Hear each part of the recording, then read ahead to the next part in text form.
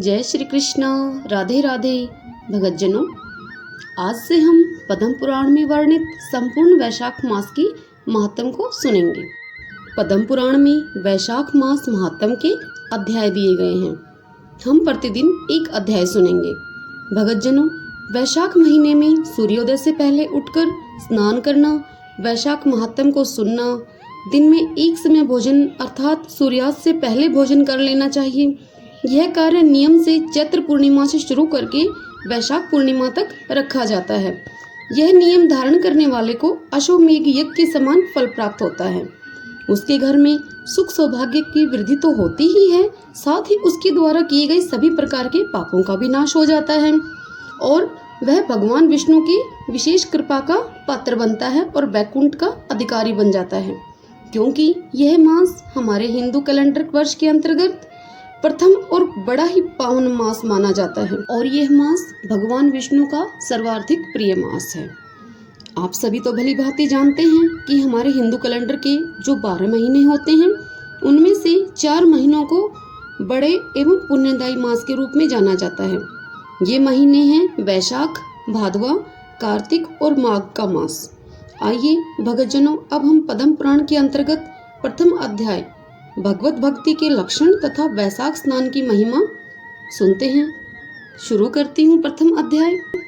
एक समय की बात है जब राजाओं और ऋषियों की सभा में महर्षि नारद जी भगवान विष्णु के सर्वाधिक प्रिय विषयों की चर्चा कर रहे थे।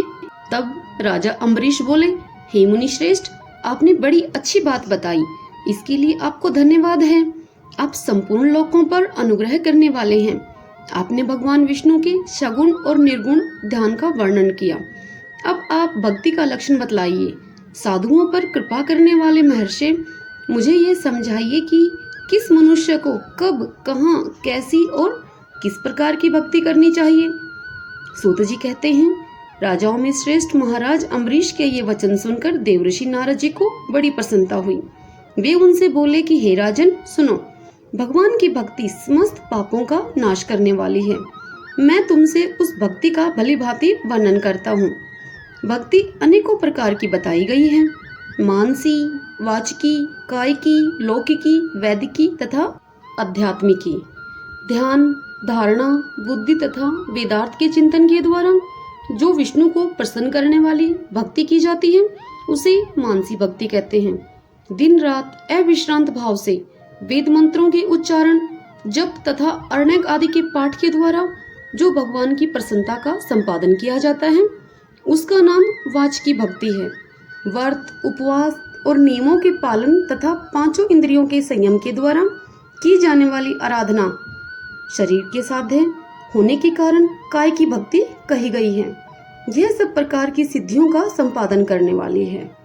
पाद, अर्घ्य आदि उपचार, नृत्य, वाद, गीत, जागरण तथा पूजन आदि के द्वारा जो भगवान की सेवा की जाती है, उसे लौकिकी भक्ति कहते हैं। ऋग्वेद, यजुर्वेद और सामवेद के जप, संहिताओं के अध्ययन तथा हविष्य की आहुति, यज्ञ आदि के द्वारा की जाने वाली उपासना का नाम वैदिकी भक्ति है। विग पुरुषों ने अमावस्या, पूर्णिमा तथा विषव, तुला और मेष की संक्रांति आदि के दिन जो योग करने का आदेश दिया है, वह वैदिकी भक्ति का साधक है। अब मैं योगजन्य आध्यात्मिक भक्ति का वर्णन करता हूँ। सुनो, योगज भक्ति का साधक सदा अपनी इंद्रियों को संयम में रखकर प्राणायाम पूर्वक ध्यान किया करता है। विषयों से अलग रहता है। वह ध्यान में देखता है भगवान का मुख अनंत तेज से उद्दीप्त हो रहा है। उनकी कटी के ऊपर भाग तक लटका हुआ योग पवित्र शोभा पा रहा है। उनका शुक्ल वर्ण है, 4 भुजाएं हैं, उनके हाथों में वरद एवं अभय की मुद्राएं हैं। वे पीत वस्त्र धारण किए हुए हैं तथा उनके नेत्र अत्यंत सुंदर हैं। वे प्रसन्नता से परिपूर्ण दिखाई देते हैं। हे राजन, इस प्रकार योग युक्त पुरुष अपने हृदय में परमेश्वर का ध्यान करता है। जैसे प्रज्वलित अग्नि काष्ठ को भस्म कर डालती है, उसी प्रकार भगवान की भक्ति मनुष्य के पापों को तत्काल दग्ध कर देती है। भगवान श्री विष्णु की भक्ति साक्षात सुधा का रस है। संपूर्ण रसों का एकमात्र सार है। इस पृथ्वी पर मनुष्य जब तक उस भक्ति का श्रवण नहीं करता है, उसका आश्रय नहीं लेता है, तब तक उसे सैकड़ों बार जन्म, मृत्यु और जरा के आघात से होने वाले नाना प्रकार के दैहिक दुख प्राप्त होते हैं। यदि महान प्रभावशाली भगवान अनंत का कीर्तन और स्मरण किया जाए तो वे समस्त पापों का नाश कर देते हैं। ठीक उसी तरह जैसे वायु मेघ का तथा सूर्यदेव अंधकार का विनाश कर डालते हैं। राजन, देव पूजा, यज्ञ, तीर्थ स्थान, व्रतानुष्ठान, तपस्या और नाना प्रकार के कर्मों से भी अंतःकरण की वैसी शुद्धि नहीं होती है जैसी भगवान अनंत का ध्यान आदि करने से होती है। नरनाथ, जिनमें पवित्र यश वाले तथा अपने भक्तों को भक्ति प्रदान करने वाले विशुद्ध स्वरूप भगवान श्री विष्णु का कीर्तन होता है, वे ही कथाएं शुद्ध हैं तथा वे ही यथार्थ, वे ही लाभ पहुंचाने वाली और वे हरि भक्तों के कहने सुनने योग्य होती हैं। भूमंडल के राज्य का भार संभालने वाले धीरचित महाराज अम्बरीश, तुम धन्य हो, क्योंकि तुम्हारा हृदय पुरुषोत्तम के ध्यान में एकांत हो रहा है, एकतान हो रहा है तथा सौभाग्य लक्ष्मी से सुशोभित होने वाली तुम्हारी नैष्टिक बुद्धि श्री कृष्ण चंद्र की पुण्यमयी लीलाओं के शरण में प्रवृत्त हो रही है। हे भूपते, भक्तों को वरदान देने वाले अविनाशी भगवान श्री विष्णु की भक्ति पूर्वक आराधना किए बिना अहंकारवश अपने को ही बड़ा मानने वाले पुरुष का कल्याण कैसे होगा? भगवान माया के जन्मदाता हैं, उन पर माया का प्रभाव नहीं पड़ता है। साधु पुरुष उन्हें भक्ति के द्वारा ही प्राप्त करते हैं। इस बात को तुम भी भली भांति जानते हो। हे राजन, धर्म का कोई भी तत्व ऐसा नहीं है जो तुम्हें ज्ञात न हो। फिर भी जिनके चरण ही तीर्थ हैं, उन भगवान की चर्चा का प्रसंग उठाकर जो तुम उनकी सरस कथा को मुझसे विस्तार के साथ पूछ रहे हो, उसमें यही कारण है कि तुम वैष्णवों का गौरव बढ़ाना चाहते हो, मुझ जैसे लोगों को आदर दे रहे हो। साधु संत जो एक दूसरे से मिलने पर अधिक श्रद्धा के साथ भगवान अनंत के कल्याण में गुणों का कीर्तन और श्रवण करते हैं, इससे बढ़कर परम संतोष की बात तथा समुचित पुण्य मुझे और किसी कार्य में दिखाई नहीं देता।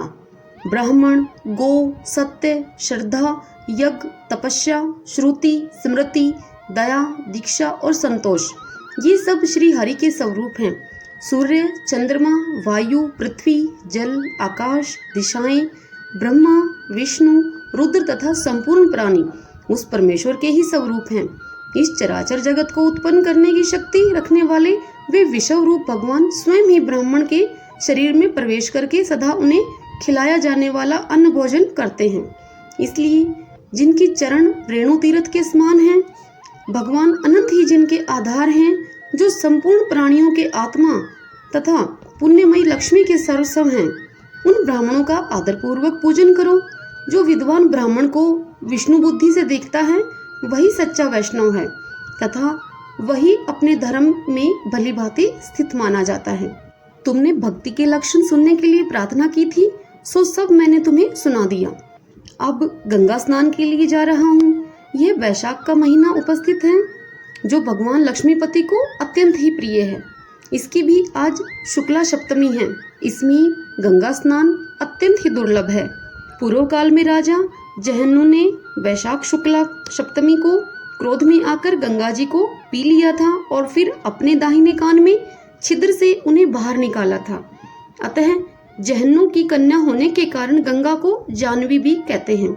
इस तिथि को स्नान करके जो आकाश की मेखलाभूत गंगा देवी का उत्तम विधान के साथ पूजन करता है, वह मनुष्य धन्य और पुण्यात्मा है।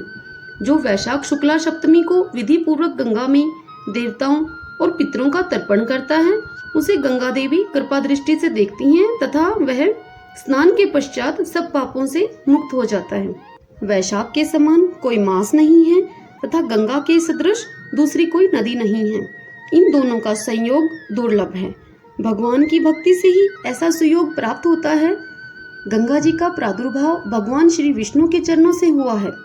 वे ब्रह्मालोक से आकर भगवान शंकर के जटाजूट में निवास करती हैं। गंगा समस्त दुखों का नाश करने वाली हैं। वे अपने 3 स्त्रोतों से निरंतर प्रभावित होकर तीनों लोकों को पवित्र करती रहती हैं। उन्हें स्वर्ग पर चढ़ने के लिए सीढ़ी माना गया है। वे सदा आनंद देने वाली नाना प्रकार के पापों को हरने वाली, संकट से तारने वाली, भगत जनों के अंतःकरण में दिव्य प्रकाश फैलाने की लीला से सुशोभित होने वाली, सगर के पुत्रों को मोक्ष प्रदान करने वाली, धर्म मार्ग में लगाने वाली तथा 3 मार्गों से प्रवाहित होने वाली हैं। गंगा देवी तीनों लोकों का श्रृंगार हैं। वे अपने दर्शन, स्पर्श, स्नान, कीर्तन, ध्यान और सेवन से हजारों पवित्र तथा अपवित्र पुरुषों को पावन बनाती रहती हैं। जो लोग दूर रहकर भी तीनों समय गंगा गंगा गंगा इस प्रकार उच्चारण करते हैं, उनके 3 जन्मों का पाप गंगा जी नष्ट कर देती हैं। जो मनुष्य 1000 योजन दूर से भी गंगा का स्मरण करता है, वह पापी होने पर भी उत्तम गति को प्राप्त होता है। राजन, वैशाख शुक्ला सप्तमी को गंगा जी का दर्शन विशेष दुर्लभ है। भगवान श्री विष्णु और ब्राह्मणों की कृपा से उस दिन उनकी प्राप्ति होती है। वैशाख के समान कोई महीना और विष्णु भगवान के समान कोई देवता नहीं है, क्योंकि पाप के समुद्र में डूबते हुए मनुष्य के लिए माधव अर्थात भगवान विष्णु ही जहाज का काम देते हैं। माधव मास में जो भक्ति पूर्वक दान, जप, हवन तथा स्नान आदि शुभ कर्म किए जाते हैं, उनका पुण्य अक्षय तथा 100 करोड़ गुना अधिक होता है। जिस प्रकार देवताओं में विश्वात्मा भगवान नारायण देव श्रेष्ठ हैं, जैसे जप करने योग्य मंत्रों में गायत्री सबसे उत्कृष्ट है, उसी प्रकार नदियों में गंगा जी का स्थान सबसे ऊंचा है। जैसे संपूर्ण स्त्रियों में पार्वती, तपने वालों में सूर्य, लाभों में आरोग्य लाभ, मनुष्यों में ब्राह्मण, पुण्यों में परोपकार, विद्याओं में वेद, मंत्रों में प्रणव, ध्यानों में आत्मचिंतन, तपस्याओं में सत्य और सवधर्म पालन, शुद्धियों में आत्मशुद्धि, दानों में अभयदान तथा गुणों में लोभ का त्याग ही सबसे प्रधान माना गया है। उसी प्रकार सब मासों में वैशाख मास अत्यंत श्रेष्ठ है। पापों का अंत वैशाख मास में प्रातः स्नान करने से होता है। अंधकार का अंत सूर्य के उदय से तथा पुण्यों का अंत दूसरों की बुराई और चुगली करने से होता है। राजन, कार्तिक मास में जब सूर्य तुला राशि पर स्थित हो, उस समय जो स्नान, दान आदि पुण्य कर्म किया जाता है, उसका पुण्य प्रार्थ गुना अधिक होता है। माघ मास में जब मकर राशि पर सूर्य हो, तो कार्तिक की अपेक्षा भी 1000 गुना उत्तम फल होता है। और वैशाख मास में मेष की संक्रांति होने पर माघ से भी 100 गुना अधिक पुण्य होता है। वे ही मनुष्य पुण्यात्मा और धन्य हैं जो वैशाख मास में प्रातःकाल स्नान करके विधि विधान से भगवान लक्ष्मीपति जी का पूजन करते हैं। वैशाख मास में सवेरे का स्नान, यज्ञ, दान, उपवास, हविष्य भक्षण तथा ब्रह्मचार्य का पालन, ये महान पातकों का नाश करने वाले हैं। राजन, कलयुग में वैशाख की महिमा गुप्त नहीं रहने पाएगी, क्योंकि उस समय वैशाख स्नान का महात्म्य अश्वमेध यज्ञ के अनुष्ठान से भी बढ़कर है। कलयुग में परम पावन अश्वमेध यज्ञ का अनुष्ठान नहीं हो सकता। उस समय वैशाख मास का स्नान ही अश्वमेध यज्ञ के समान विहित है। कलयुग के अधिकांश मनुष्य पापी होंगे, उनकी बुद्धि पाप में ही आसक्त होगी, अतः वह अश्वमेध यज्ञ के पुण्य को, जो स्वर्ग और मोक्ष रूप फल प्रदान करने वाला है, नहीं जान सकेंगे। उस समय के लोग अपने पापों के कारण नरक में ही पड़े रहेंगे। अतएव कलयुग के लिए अश्वमेध यज्ञ का प्रचार कम कर दिया गया और उसके स्थान पर वैशाख मास के स्नान का विधान किया गया है। इति प्रथमो अध्याय भगवत भक्ति के लक्षण तथा वैशाख स्नान की महिमा संपूर्ण हुआ। भगतजनों, अब कल हम अगला अध्याय श्रवण करेंगे।